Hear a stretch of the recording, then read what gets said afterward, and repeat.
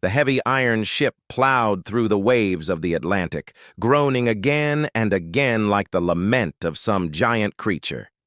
Each time it tilted against a grim wave, the deck trembled, causing the women standing on it to sway slightly.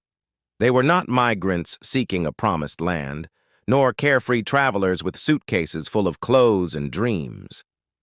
They were prisoners of war, female soldiers, nurses, and support staff of the Nazi army, now being carried to a foreign land they knew only through propaganda posters or vague rumors. The cold sea wind cut into their flesh. Their hair, hastily tied at the nape, was tangled with salt and gusts of wind. Their deep-set eyes, reddened from sleepless nights and anxiety, stared into the horizon, which promised nothing but uncertainty. Behind them lay a ruined homeland, cities reduced to rubble, skies scarred by smoke and bombs, hunger clinging to every household. They had left behind a collapsing world only to step into another their imagination could not grasp. Each carried her own fear. Some dreaded being treated like animals, humiliated, shackled. Others pictured themselves locked away in dark, freezing cells, never to see daylight again.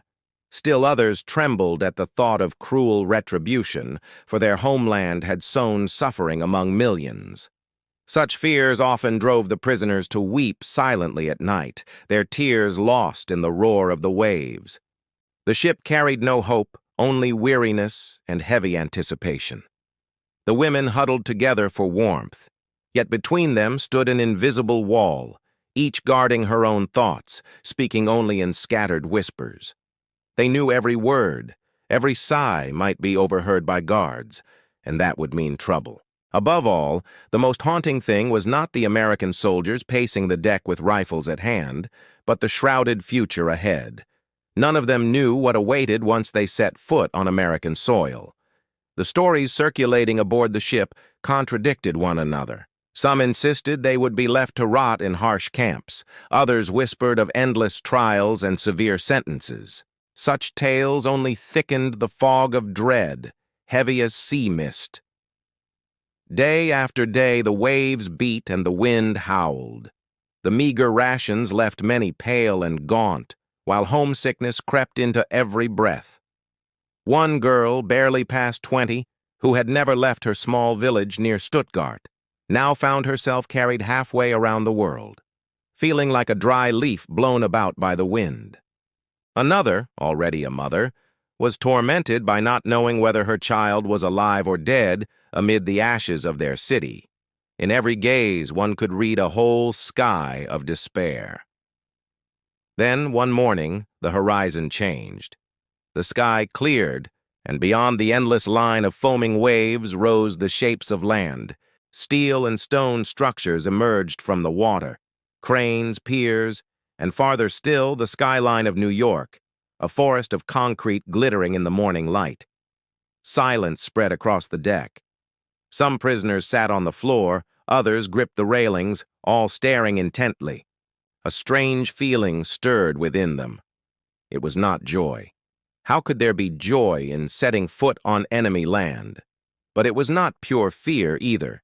It felt like standing before a strange stage, with the velvet curtain slowly parting to reveal a play they had never imagined.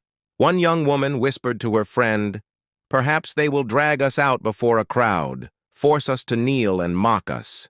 The other did not answer, only clutching her coat tightly, eyes fixed on the distant skyscrapers. In that moment, waiting itself seemed harsher than chains. When the iron gangway was lowered with a harsh metallic clang, their hearts nearly stopped. They braced themselves for jeers, for humiliation. But instead of a storm of hatred, they were greeted by another kind of noise. The honking of taxis, the shriek of cargo ships, and, strangest of all, laughter. Loud, unrestrained laughter. For these women, long accustomed to the suffocating silence of bombs, secret police, and ever-watchful informants, that sound came from another world. It was so free it bordered on irreverent, yet it was precisely that irreverence which stunned them. Step by step, clutching their meager belongings, they descended the gangway. They glanced at the American guards waiting below. Contrary to their image of arrogant conquerors with weapons raised, these men stood casually, even indifferently. Some smoked, others chatted with dock workers. There was no hatred in their eyes, no curses on their lips. Within the prisoners, a question arose. Is this silent contempt or something else? They did not yet know the answer. But that strange feeling, that this world did not run by the rules they once knew, took root in their minds the very moment they stepped off the ship. When the German female prisoners set foot on the docks of New York, the first sight that struck them was not rows of stern guards forming a barricade, but a world that was chaotic, yet brimming with vitality. Trucks lined up carrying cargo, cranes stretched high lifting massive wooden crates, ship horns blared, and crowds bustled back and forth with bags and bundles. Seemingly no one paid the slightest attention to their arrival. But what astonished them most was not the noise or the cityscape. It was the sight of American women. Right there on the pier, several women in trousers and neat shirts held clipboards and stacks of papers. They showed no hesitation, no avoidance of men's gazes. On the contrary, they spoke loudly and clearly, occasionally giving orders to young American soldiers who were unloading supplies. The tall young men obeyed at once, without a hint of annoyance. For the German prisoners, this scene bordered on the absurd. In their memory, a woman who dared stand before men and point her finger giving commands would immediately be branded unruly, lacking virtue. Back home, women were confined within three familiar words: Kinder, Küche, Kirche, children, kitchen, church. It was not just a slogan, but an invisible chain binding half the population. A young prisoner, who had once worked as a secretary in the German army, stared in disbelief at the American woman directing the soldiers' paperwork. She whispered to her friend, "Do you see that? She's giving them orders." Her friend nodded, but her eyes shone with bewilderment, as though watching an absurd play unfold. On their way to the prison camp, that sense of shock only deepened. Through the truck windows, they saw American women moving through the streets. Some wore wide skirts, others trousers and jackets, casually carrying bags of goods on their shoulders. A few young women drove jeeps, cigarettes between their lips, not even glancing as the truckload of prisoners passed by. To them, it was an upside-down world. In Germany, a woman driving, let alone driving a military jeep, was nearly unthinkable. Even during wartime, when men fought at the front, women were still restricted, treated as mere temporary substitutes, never acknowledged as equals. In America, by contrast, women seemed to dominate public life, buying, selling, signing papers, managing work. And what unsettled the German prisoners most was the attitude of American men. There was no scorn, no mocking glance. From young soldiers to dock workers, men behaved as though it was entirely normal for women to stand as equals, even to lead. An older prisoner, once a nurse in the army, could not hold back a sigh. "If I had ever spoken like that in front of an officer back home, I would have been slapped across the face." The contrast grew sharper in their minds. Their Nazi homeland had been a world of iron discipline, of rigid gender hierarchy. The America before their eyes seemed to have shattered that order, replacing it with a strange openness and almost unsettling equality.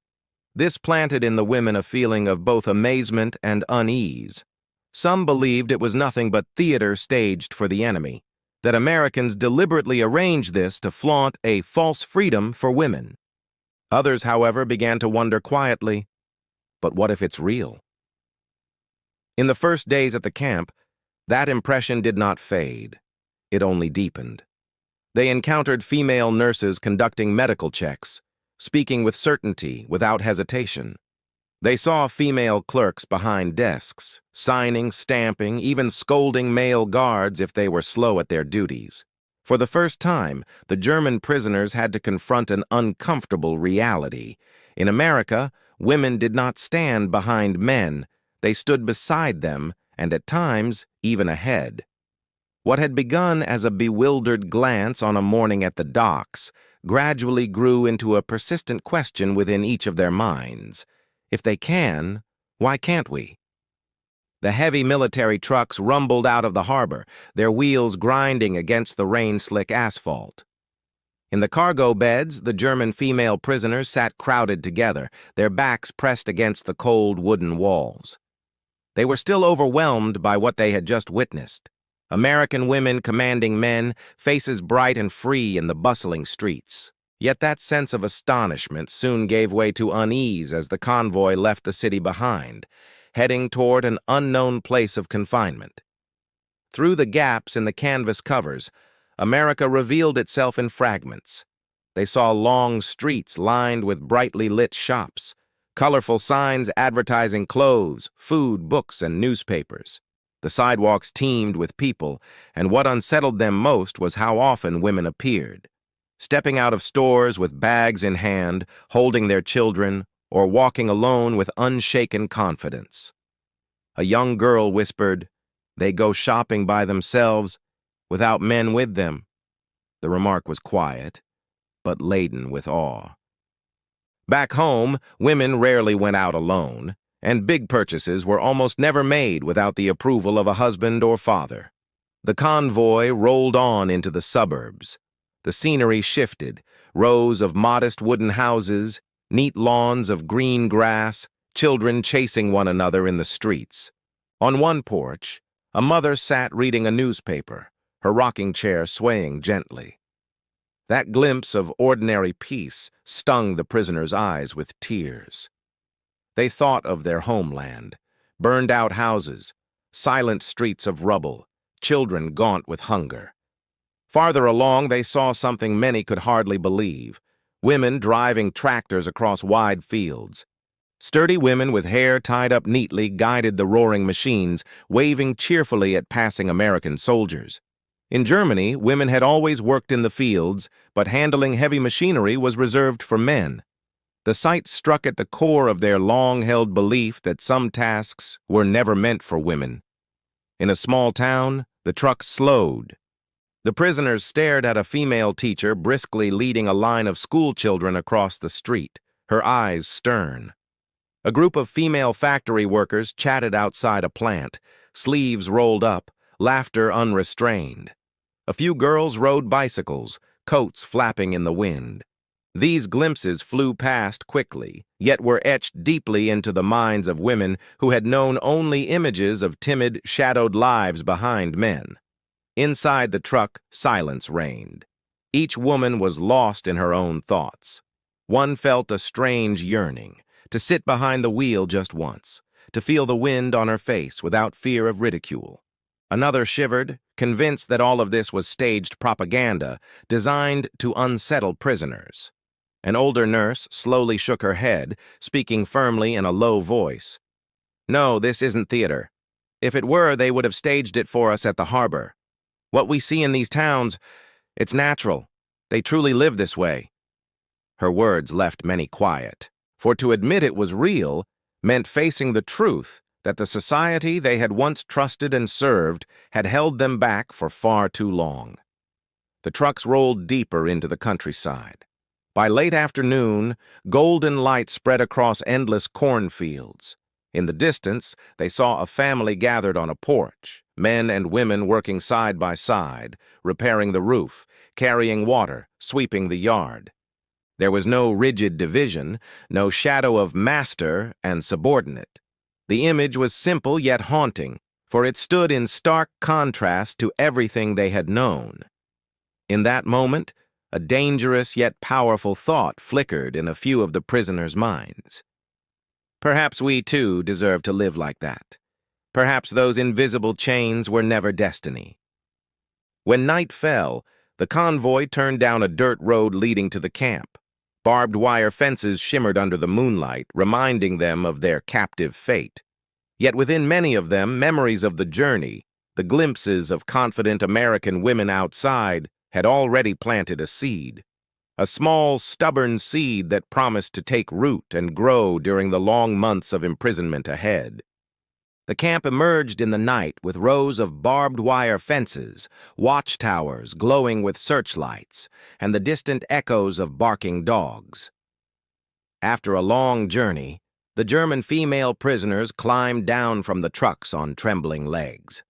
They had braced themselves for the worst. Squalid barracks, crude American guards shouting at them, rations so meager they could hardly survive.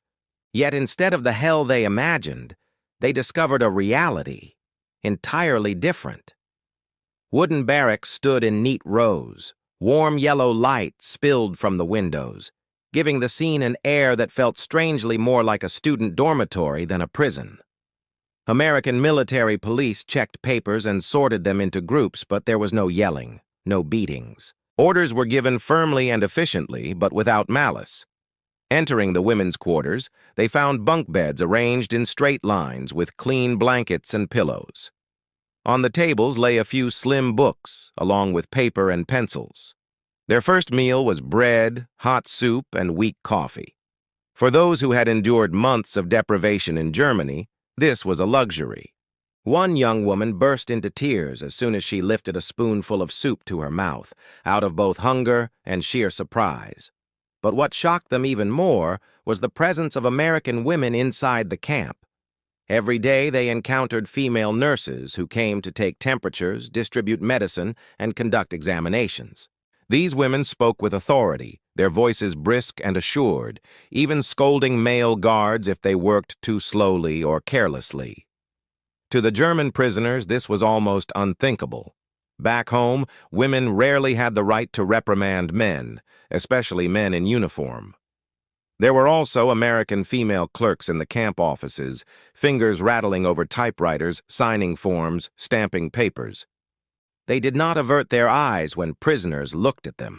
On the contrary, they met their gaze directly, sometimes even offering a polite smile. Red Cross women visited frequently, bringing books and newspapers, organizing reading sessions, or teaching basic English. For the prisoners, each of these encounters pierced their old beliefs like needles. Women here did not stand behind men. They were everywhere, running offices, providing care, even shaping life within the camp. One morning, while waiting in line for rations, a young prisoner saw something she could not look away from. A female American officer, smartly dressed in uniform with black boots, notebook in hand, issuing orders to a group of male soldiers. They obeyed immediately without hesitation. That sight, women commanding, men complying, was nothing short of a shock to her. Her father and brother had always taught her that men are born to lead, women to obey. Yet before her eyes, that order was entirely reversed. At first, many tried to console themselves. It's only America. Once we return to Germany, things will be normal again.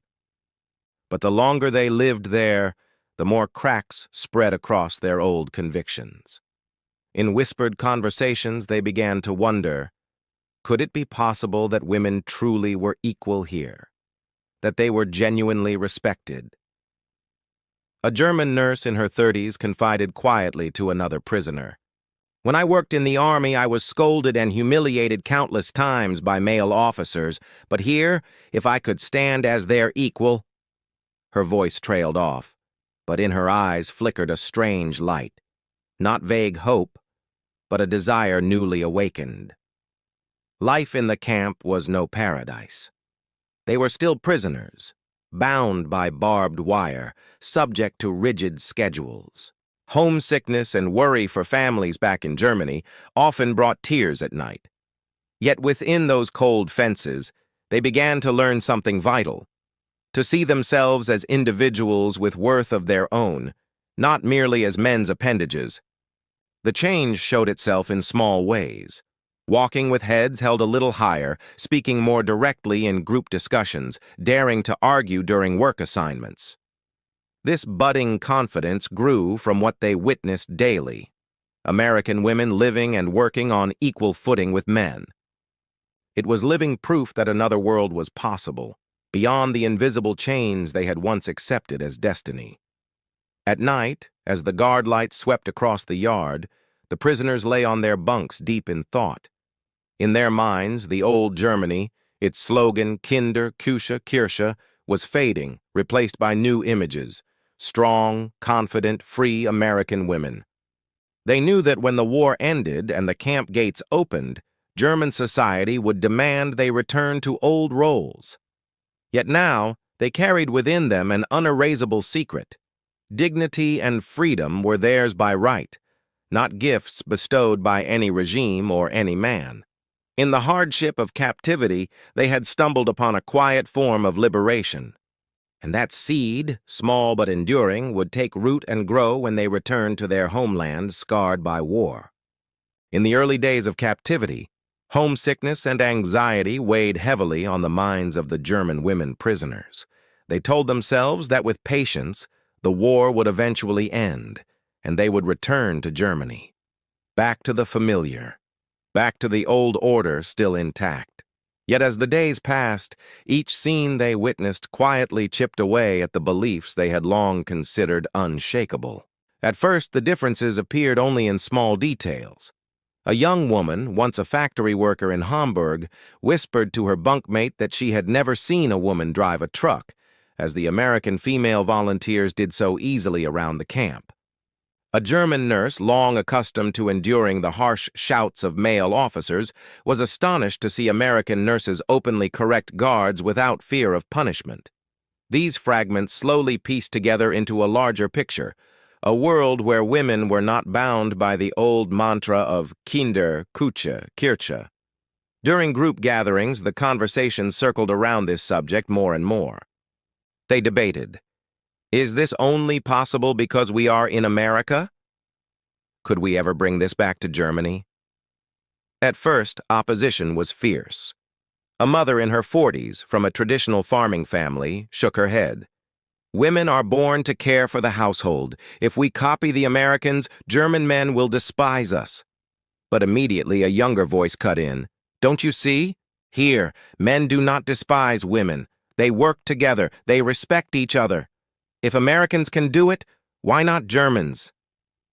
Those words planted in many hearts a faint glimmer, like seeds falling onto parched soil but still finding a way to sprout.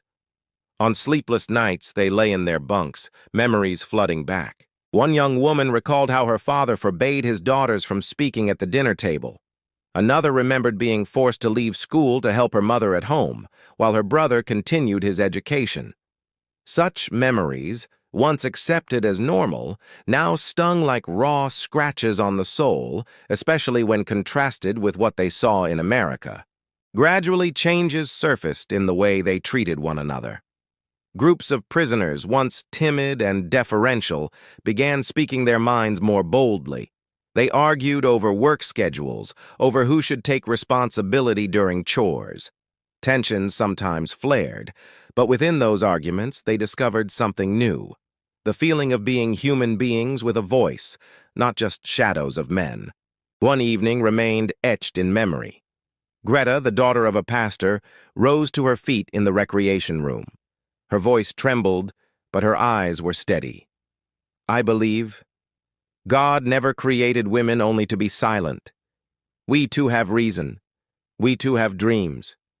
If here I can see this truth with my own eyes, then why should I go back to living as before once we return to Germany? The room fell into silence. Then, slowly, all eyes turned to Greta. Some astonished, some in agreement. In that moment, many realized that the change was no longer just in what they observed of American women, but had already begun to awaken within themselves. Yet the transformation was not easy. Many wrestled with the pull between new aspirations and old fears. They dreaded that when the war ended and they returned home, German society would force them back into kitchens, children, and silence. That thought stood like an invisible wall blocking their fragile new beliefs. But day by day, they also came to see that wall as not impenetrable. For they had experienced a different reality, one where women were not shackled by tradition. In the darkness of night, one prisoner whispered to her friend, "Even if they make me a housewife again, I will still remember. I have seen how strong women can truly be." This shift in thought did not remain individual. It reshaped the collective spirit of the camp. They began organizing literacy lessons, practicing English, even holding discussions about the books brought by the Red Cross. Some held, for the first time in their lives, a novel not issued by the regime, reading about independent, intelligent female characters who dared to live for themselves. Each page felt like a tiny flame, illuminating imaginations that had been stifled for too long. When winter descended, the camp was gripped by freezing cold, yet within the prisoners there grew an unfamiliar warmth. They had begun to believe that a woman's life did not have to follow a single path. They dared to dream of a different future, tentatively, but enough to sustain them through the long months of imprisonment. And it was inside the prison, supposedly a place of confinement, that they discovered a new kind of freedom in their minds. They could not yet grasp it fully, but they knew it existed, and once known, it could never be erased.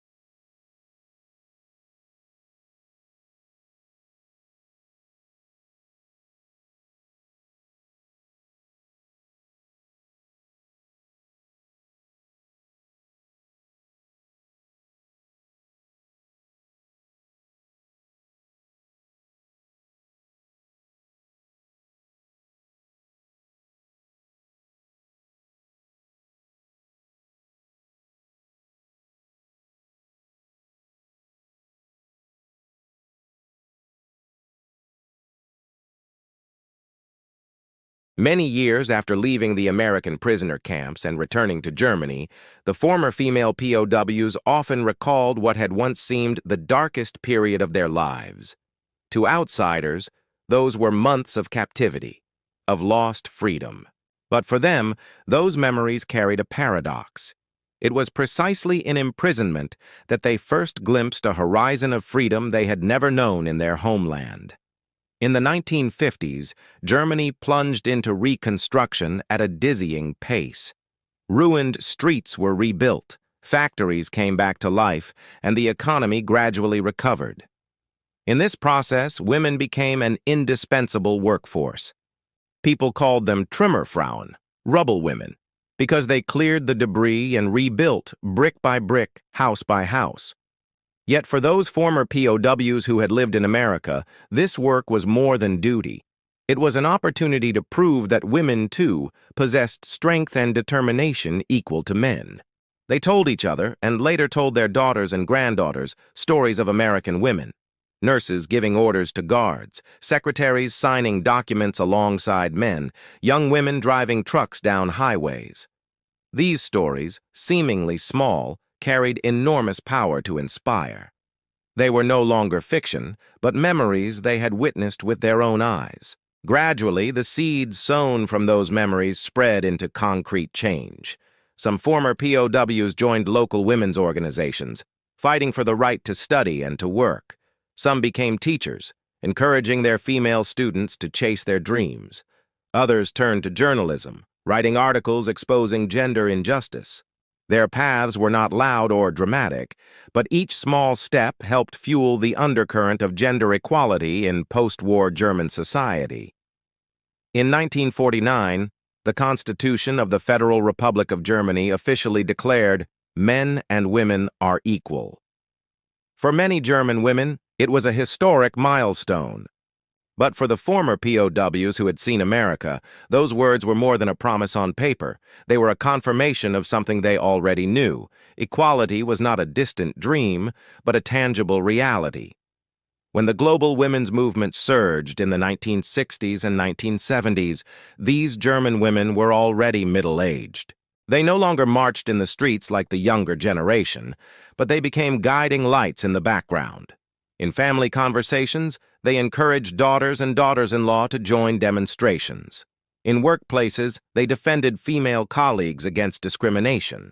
In classrooms, they urged girls to believe in their abilities. Some wrote memoirs, recounting their POW years from a unique perspective, not only as suffering, but as awakening. These memoirs surprised readers. People had assumed prison meant only hardship, never imagining it could open a new door for women to see themselves differently.